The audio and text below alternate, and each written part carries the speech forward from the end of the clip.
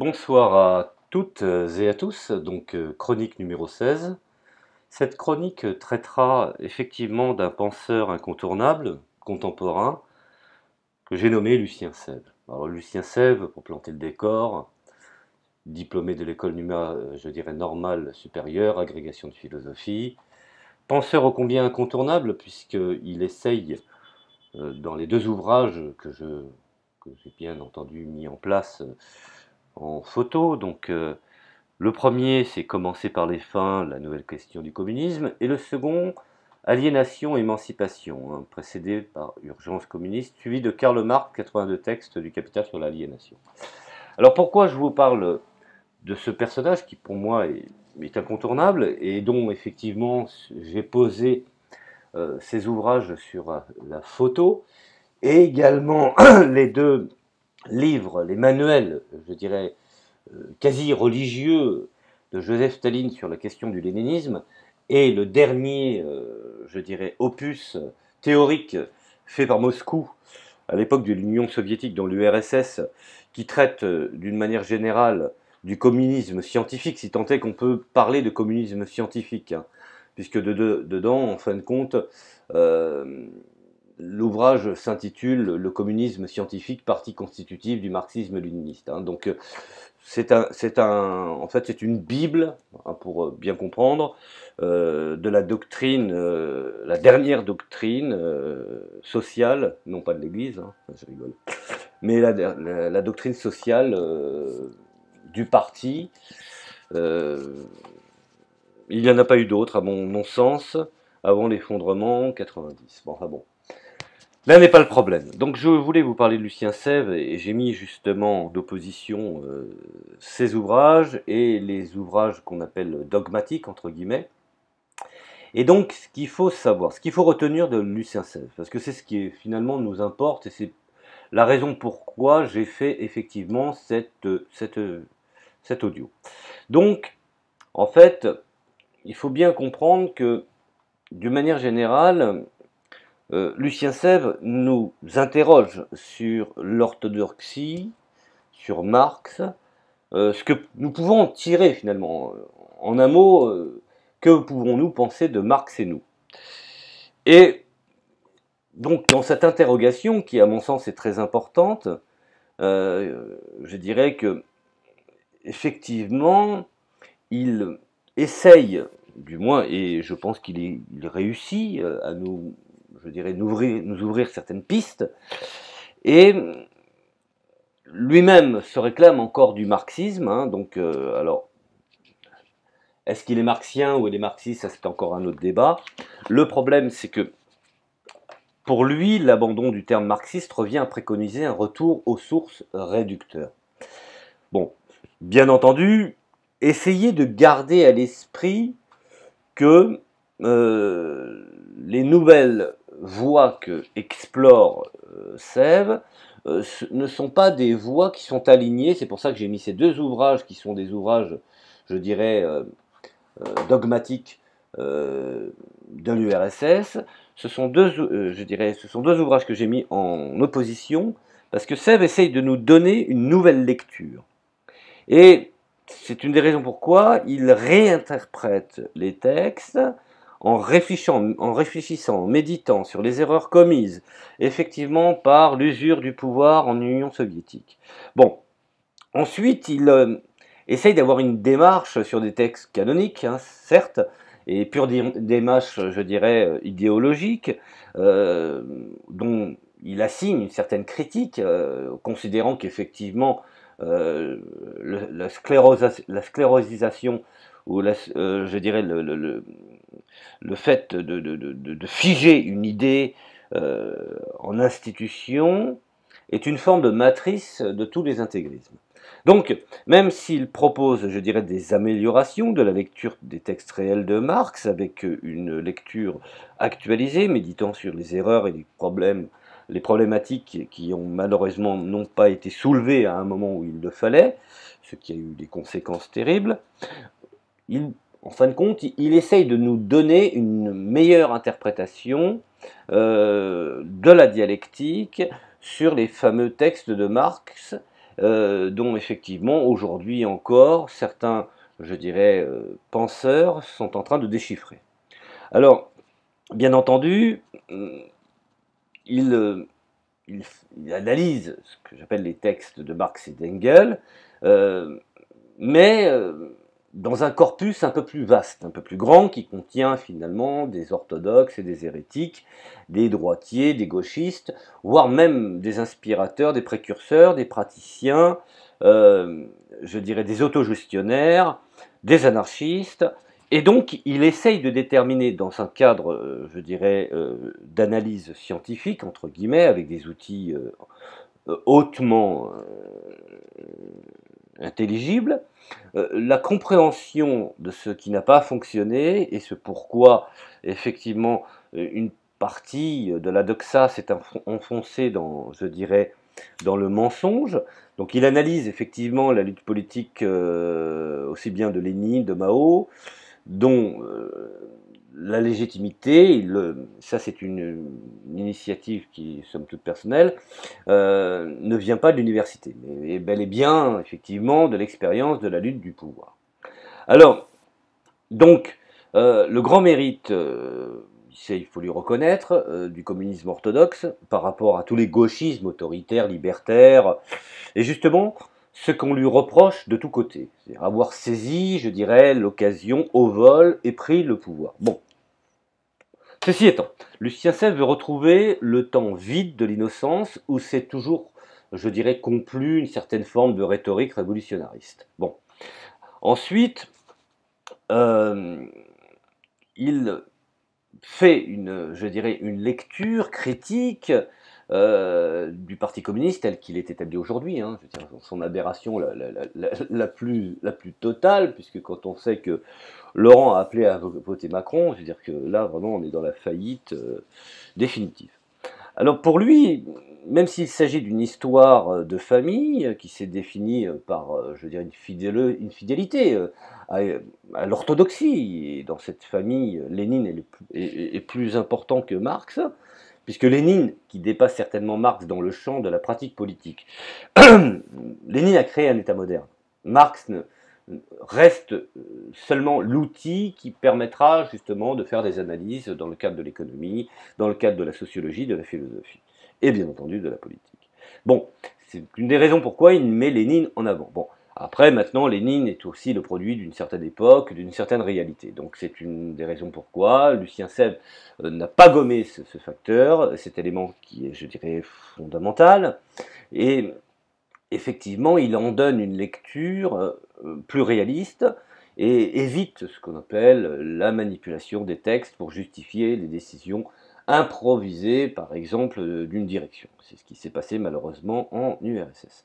Donc, le retour à Marx, selon lui, est une fausse bonne idée. Marx, il étaye justement que Marx est un symbole et un territoire dans l'espace culturel qu'il importe de défendre, puisque aujourd'hui, même des gens comme Alain Minc ou Jacques Attali, qui ne sont pas des marxistes patentés, lui reconnaissent à Marx ses analyses léchées, intelligentes, et sur la situation économique. Bon, maintenant, il faut bien traiter, c'est pour ça que j'ai mis le communisme scientifique, et je pense que je l'ai fait exprès, hein, ce n'est pas de l'apologie, mais simplement également le livre de Joseph Staline sur la question du léninisme, parce que finalement, au fond, Sèvres va traiter des mauvaises lectures, celles de Staline, hein, par exemple, qui sont constitutives à la tradition, je dirais, intellectuelle marxiste, entre guillemets, autant que les bonnes qui sont, je dirais, des compléments nécessaires.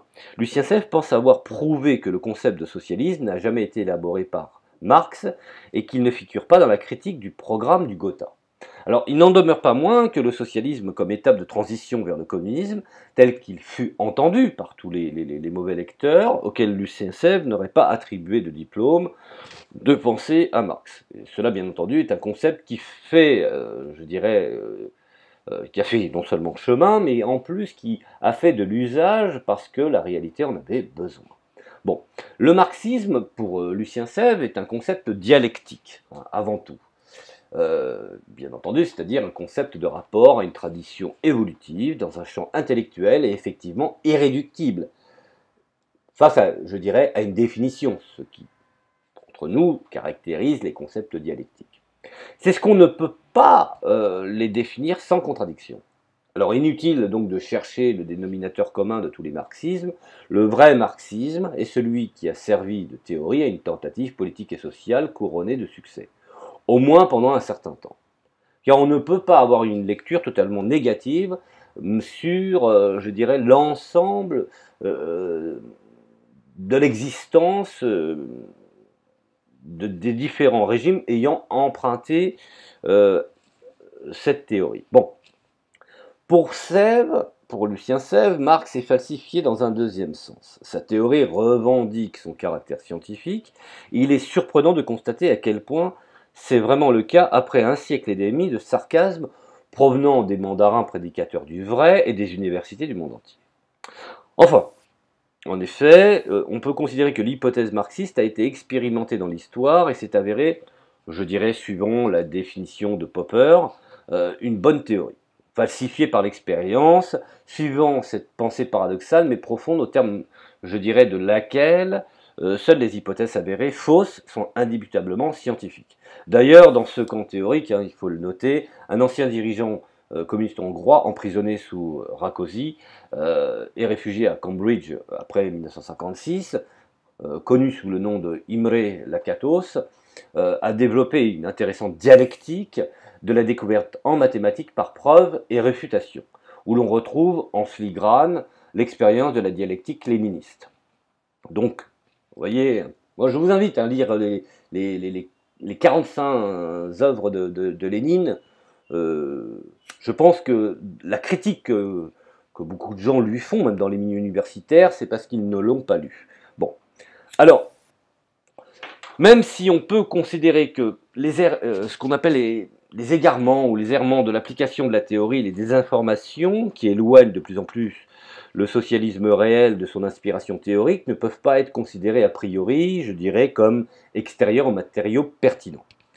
Sous prétexte, bien entendu, que je dirais que Marx n'aurait jamais pensé aussi vulgairement qu'un Staline. Bon. Un Staline qui avait, n'oublions pas, la direction d'un État soviétique, sur lequel il n'y aurait rien eu pour résister à la déferlante hitlérienne. Ça aussi, il faut, à un moment donné, raison garder. Et donc, on peut considérer qu'à l'heure actuelle, plus aucun marxisme ni aucune démocratie, nulle part dans le monde, et même Lucien Sèvres le reconnaît, aujourd'hui détermine une réflexion en ce sens.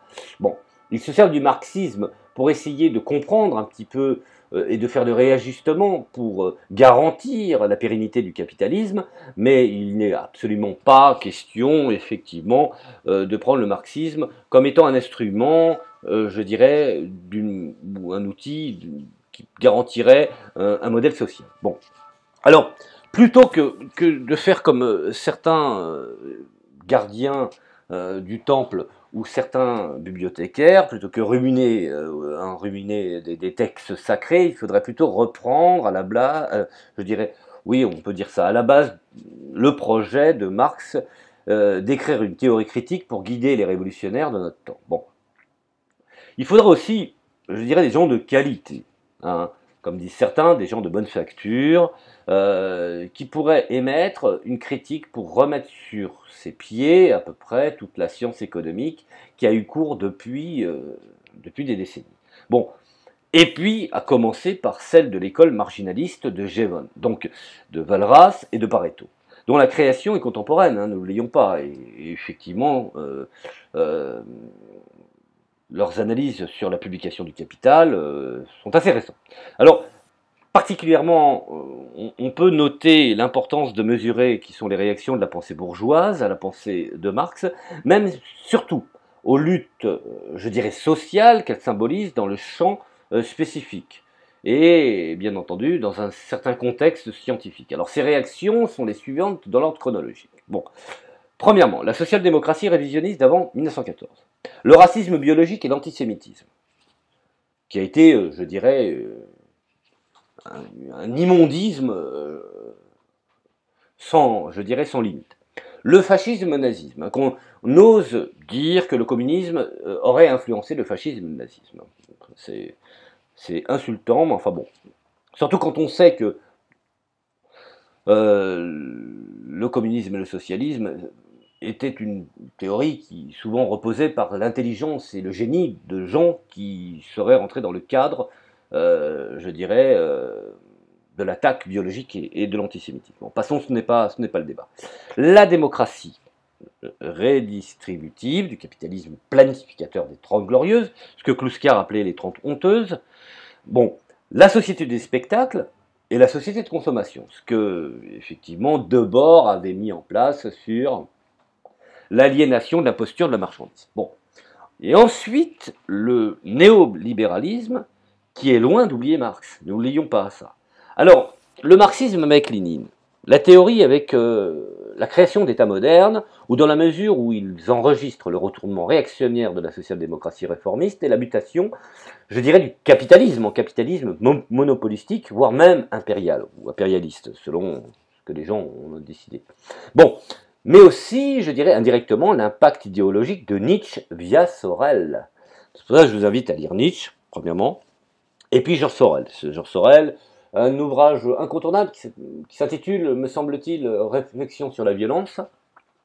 Sorel était un syndicaliste ultra-violent. Il considérait que les mesures de négociation étaient obsolètes et qu'il fallait y aller, je dirais, avec les poings.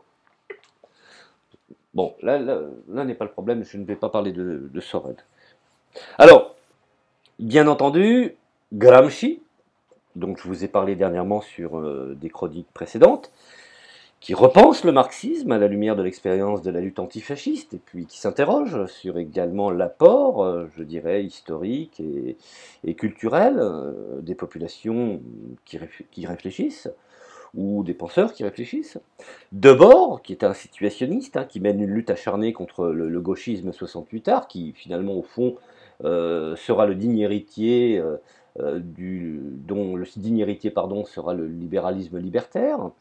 Qui aujourd'hui de toute façon ne se cache plus, il suffit d'écouter Cohn-Bendit. Donc, de l'intérieur du mouvement 68ard, il y a des catégories critiques, hein, dérobées à Henri Lefebvre, l'oublions pas, également à Castoriadis, hein, et tout ce marxisme-là est aussi important que Marx, et si Marx est je dirais un géant, nous sommes montés sur ses épaules et nous voyons, je dirais, pour la métaphore, plus loin que lui. Hein. Bon, n'oublions pas Althusser aussi également, bon, je ne précise pas Althusser, je ferai justement un audio sur Althusser parce que je pense qu'il a été malhonnête, mais enfin bon, ça c'est encore un autre problème. Par ailleurs, renoncer à la catégorie du marxisme peut être, dans moindre mesure, bien commode, pour s'exempter d'une réflexion de fond sur Staline. L'URSS et les déboires de l'opposition de gauche sur je dirais, ces marxistes intégristes, anti-léninistes et anti-autoritaires qui furent, je dirais, les conseillistes, hein, je prends par exemple Bordiga ou Pannekow, qui finalement, de l'entêtement à penser l'intérieur du monde, monde révolu, hein, de Marx, qui finalement petit à petit induisit, je veux dire, à théoriser le refus de l'histoire réelle, à construire les bases du négationnisme, par exemple, des chambres à gaz, et nourrir toutes les théories des complots qui florissent bien entendu aujourd'hui. Hein. Quand on en est là, c'est que c'est catastrophique. Bon, et surtout inacceptable. Bon, donc on a des éléments qui aujourd'hui, des expériences, des concepts, des objectifs, tout à fait étrangers à Marx, hein, qui sont venus, je dirais, s'articuler, qui sont venus s'adjoindre à des étapes ultérieures à la tradition révolutionnaire.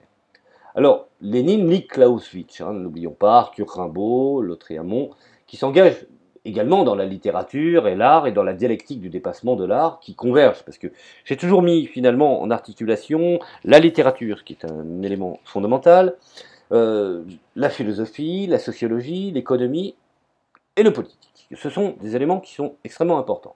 Bon, ceci étant, n'oublions pas que Lénine s'est éparpillé aussi dans son étude sur le surréalisme ou les tristes avec les mouvements communistes, malgré ce qu'on pourrait définir comme étant la mauvaise volonté de certaines, de celui-ci a accepté l'alliance. Bon, la psychanalyse aussi, hein, n'oublions pas la sociologie de Bourdieu qui semble converger, je dirais, à leur tour, car ce sont des théories pratiques, malheureusement scandaleuses, en ce qu'elles remettent en cause, je dirais, l'individu idéalisé de l'idéaliste. Donc le sujet bourgeois universitaire qui se croit libre de penser, et qui finalement, au fond, n'obéit qu'à une doxa.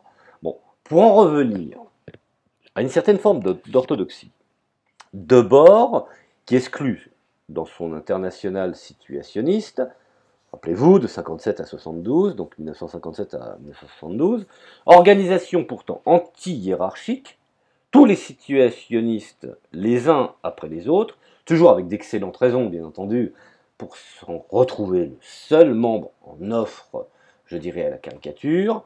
Sa pratique à cet égard est justement l'effet de la dénégation des liens du pouvoir, des cruautés de la vie des organisations. Or, cette dénégation me semble à l'œuvre de manière invariante dans l'histoire et des avant-gardes révolutionnaires politico-culturelles.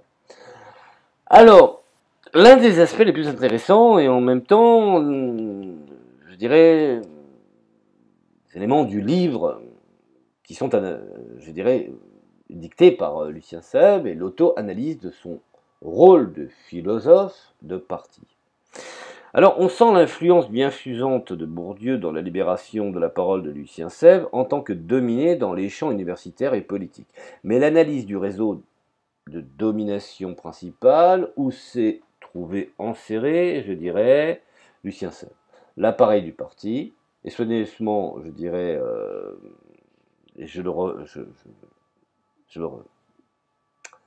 regrette, mais pas extrêmement esquissé. Bon, ensuite, le problème, c'est qu'il semble qu'il y ait aussi, je dirais, pas mal de contradictions, mais je pense que l'intention est bonne, ce qu'on appelle les contradictions existentielles, qui sont difficiles à surmonter entre la maîtrise, je dirais, d'une analyse philosophique et d'une réalité de connaissances économiques, hein, sur ce qu'on peut appeler comment faire en sorte d'articuler l'idéalisme et le réalisme.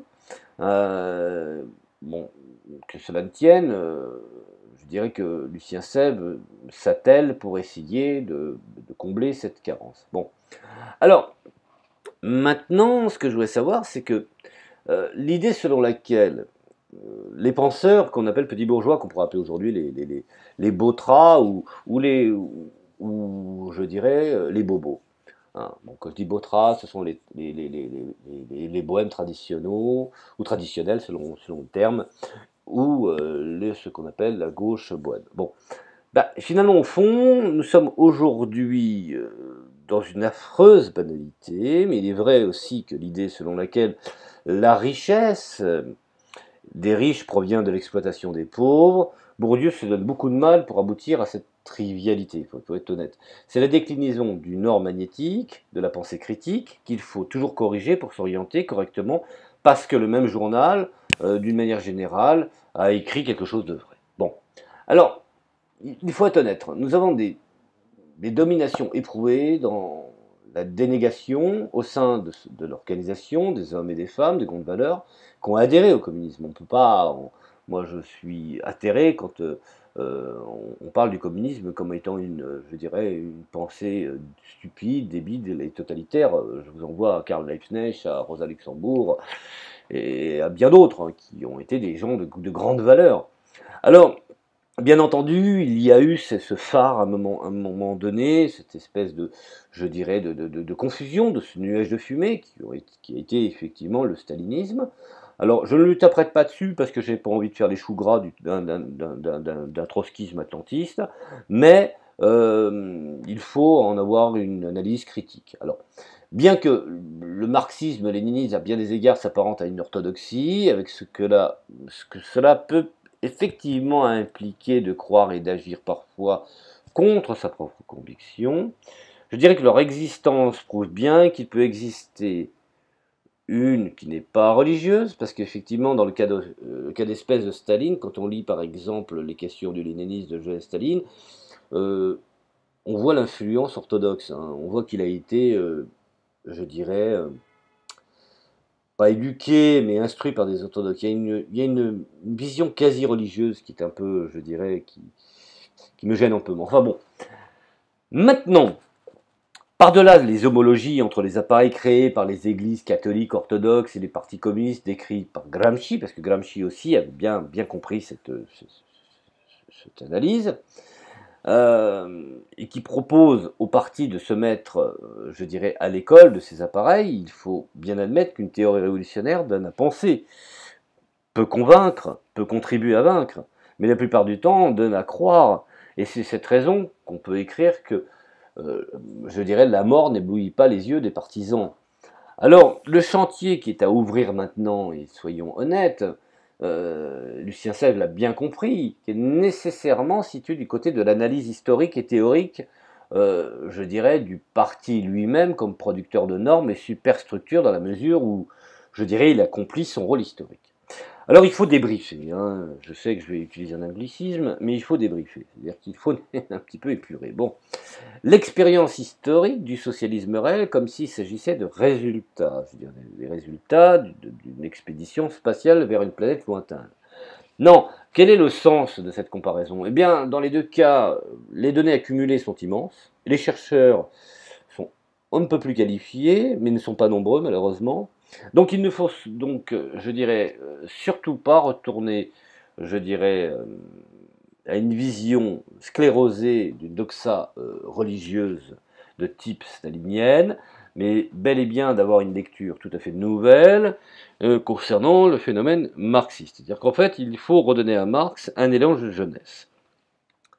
Alors, bien entendu, je ne vais pas parler du siècle soviétique parce que c'est pas l'important. Et puis, comme disait Poutine, celui qui n'aime pas l'Union soviétique n'a pas de cœur, mais celui qui veut y revenir est un idiot. Bon, je remarque enfin que le mot communisme, comme indice de radicalité, ne pourra pas suppléer l'usage du mot marxiste. Car le premier de ces termes est maintenant inséparable de l'expérience soviétique. Et c'est la grande problématique. Souvent, même quand je parle, oui, effectivement, j'ai de l'affection à l'égard de l'Union soviétique, mais je ne suis pas stupide. Je ne peux pas considérer que l'Union soviétique était à 100% marxiste. Et puis de toute manière, il faut être logique. Est-ce qu'aujourd'hui, le capitalisme tel qu'il est établi est à l'image d'Adam Smith ou de Ricardo? Je veux dire qu'à un moment donné, il va falloir peut-être un peu réfléchir là-dessus. Bon, maintenant, ce que je voulais bien expliciter là-dessus, c'est que Lucien Sèvres, pardon, longtemps responsable des éditions sociales, donc du Parti communiste à sa grande époque, et dont effectivement il a nombre de travaux et d'introductions à la philosophie marxiste qu'il a pu élaborer, a constaté avec le temps le désarmement théorique, et puis malheureusement par aucun remplacement, si ce n'est que finalement au fond le Parti communiste aujourd'hui n'est qu'à la remorque du Parti socialiste, qui n'en est plus un, pour des questions de survie.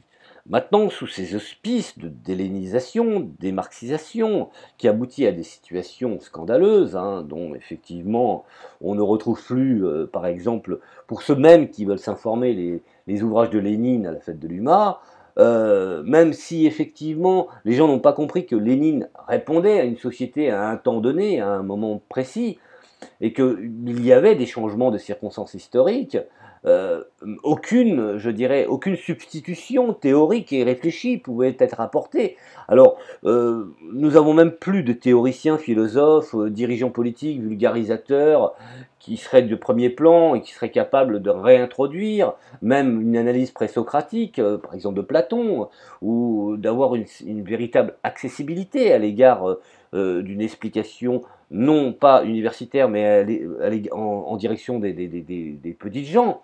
Alors, la question que pose énormément Lucien Sèvres, c'est repenser une nouvelle praxis. C'est ce que finalement Kluskar avait défini.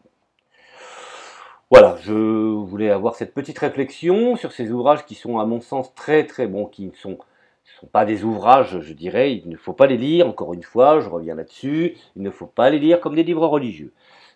Lucien Sèvres nous ouvre aujourd'hui des nouvelles analyses nous emmène vers je dirais, une nouvelle réflexion. Et finalement, au fond, je dirais que c'est ça le plus important. Voilà, je vous remercie de m'avoir écouté pour cette chronique. Et je vous dis, bah, écoutez, à la prochaine chronique et bon courage à vous, merci.